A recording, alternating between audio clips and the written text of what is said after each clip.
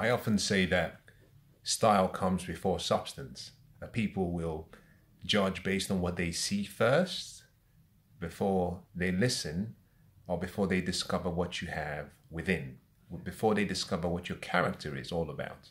Now, in the same way, when we meet people, there are some times when we meet people, but we do not meet them visually.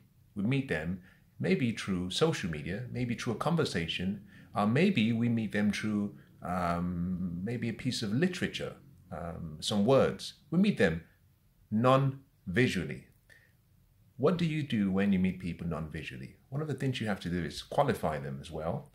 Just in the same way that style comes before substance, one of the things you have to do is just listen to what they say, listen to how they present themselves. I believe that in a few minutes of meeting someone, as a matter of fact, in the first sentence of you having a conversation with someone, you should be able to tell the level of their IQ, or you should be able to tell the level of their EQ, which is emotional intelligence. IQ meaning intellectual quotient, EQ meaning emotional intelligence. You can tell whether they're receptive to learning, whether they have a passion for knowledge, and you can do that simply by the quality of the question and the quantity of the questions they ask.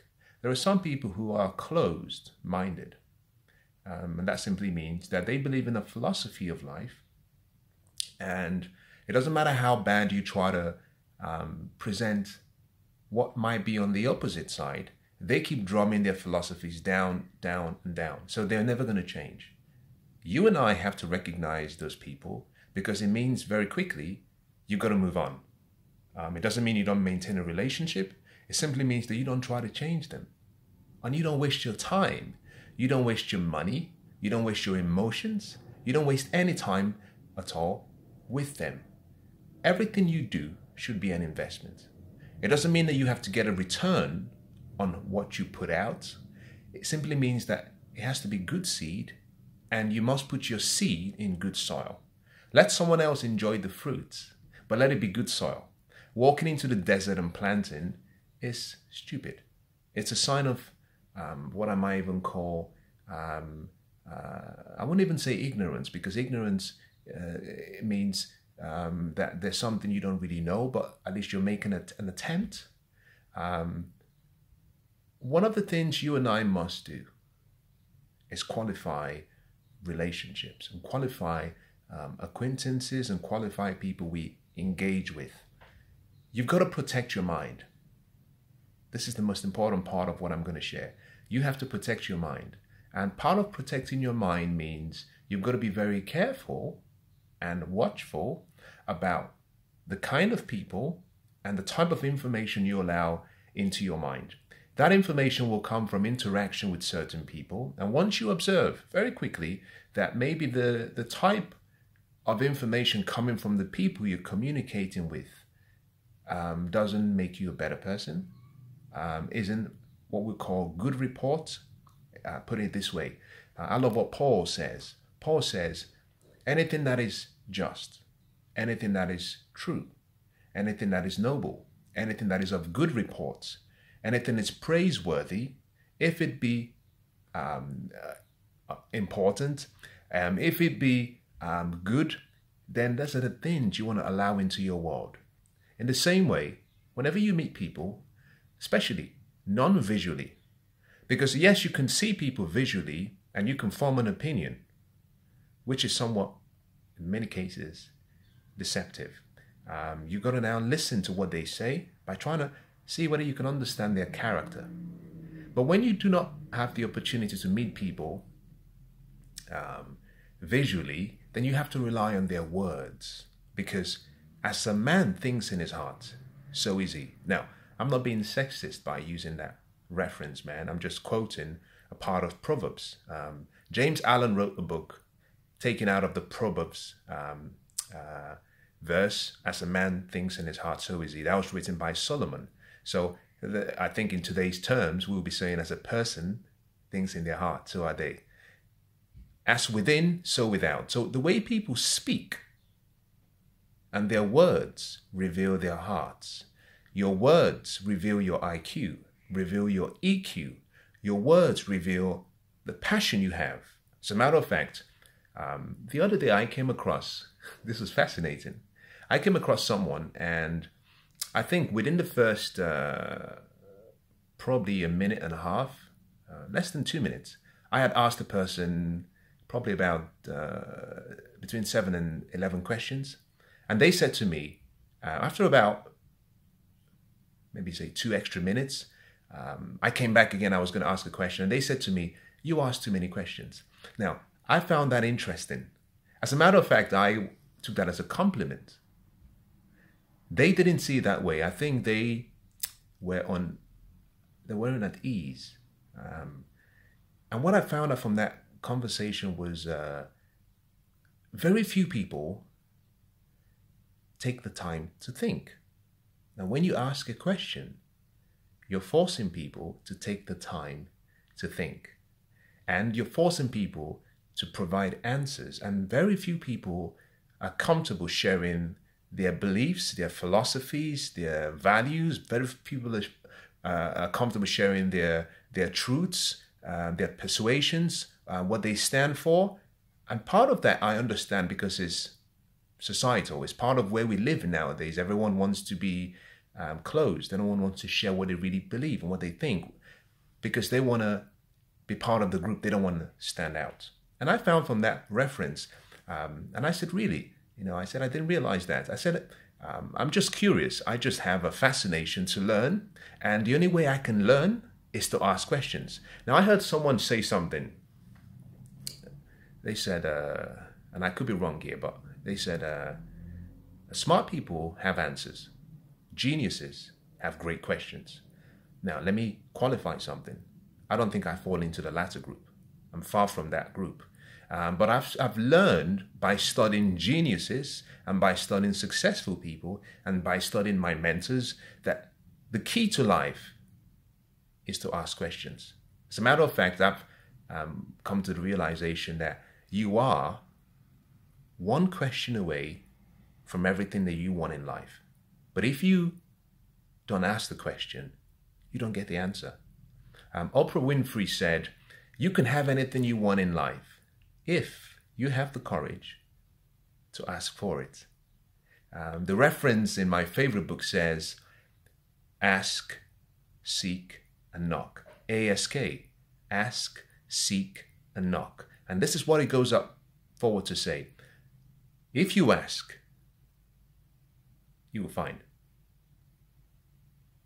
If you ask, you will find. As in, it's there for you. It's there for you. All you have to do is just ask. Now, the 3 levels of those process, which is ASK, it means that if you ask sometimes, you won't get what you ask for. So you're going to have to do the next step, which is to seek, which is to go searching. If you seek sometimes, you won't get what you're looking for. Then you got to move up to the next stage. You got to go knocking. If you knock, maybe if you knock long enough and hard enough, someone will open the door. What that teaches me from that verse is that you need to have passion. You need to have curiosity. Hang around any young kids, and I just love the fact that they keep asking questions to the point where you get bored and irritated because they want to know. They keep asking you so many questions. And when we get to a certain age as adults, we stop asking questions. We just hope and wait for answers to come. Anyway, I've somewhat deviated from what I started talking about. Let me try to bring us back to where I started from. You have to learn how to qualify relationships. I know I've said so many times that it's important to focus on style because that's the way you make your appearance and presentation makes a difference. People will welcome you and you never get a second chance to make a first impression. So styling is important as long as there's congruency between what you're putting yourself out there to look like or be, as long as you have congruency with who you are. So your character and who you're presenting yourself as has to be congruent. But once you go beyond style, then you go into what we call what's in it, which is character. You will not have the opportunity to qualify people visually because there's sometimes where you meet people non-visually, maybe over the phone, maybe over social media. Once you meet people over social media, study them, study their words, make specific observations to the type of words they use, and more than anything, see whether they take a position of a learner. Now, it doesn't mean you disregard them if they don't want to learn, but what you want to do is recognize the people who are not willing to learn. If you understand that there are some people you can't change, one of the people or groups of people you can never change are those who don't believe that they need help. So if they don't need help, let them be. Don't try to save the world. You're not Jesus. You're not a prophet. You're not any of the renowned, what would I call, evangelists and missionaries. No one needs saving in this world. We're fine. Everyone is fine just the way they are. There will be times when from people's conversations and communication, you can spot in their words, you might spot maybe hurt. You might spot passion. You might spot desire. You might spot interest. They have some curiosity. They're exciting. Maybe they're passionate. Maybe they're intriguing. When you find out a little bit more, then explore that. If it's someone who wants to learn, then you found someone that you can invest in. If it's someone who is closed, they have a closed mindset, a closed philosophy, I don't think you should go there. I have an open, I think to an extent, that over the years, I've developed a philosophy that is better than what it used to be. Before I had a closed mindset. But I'm open now. And one of the things that has made me open is every single month, every single year, whatever philosophies I have, I'm trying to prove them wrong. I'm not taking the position that they're right. I come from the position nowadays where I say, what if I'm wrong? What if I am wrong? And in many cases, I am usually wrong. And that positions you as a student, as a learner. And that would mean when you meet people who have a different opinion to you, the tone of how you introduce yourself, the tone of how you communicate with them has to be from the position that says, in my opinion. Now, I'll tell you where I learned that from, because this is powerful. This is beautiful as well.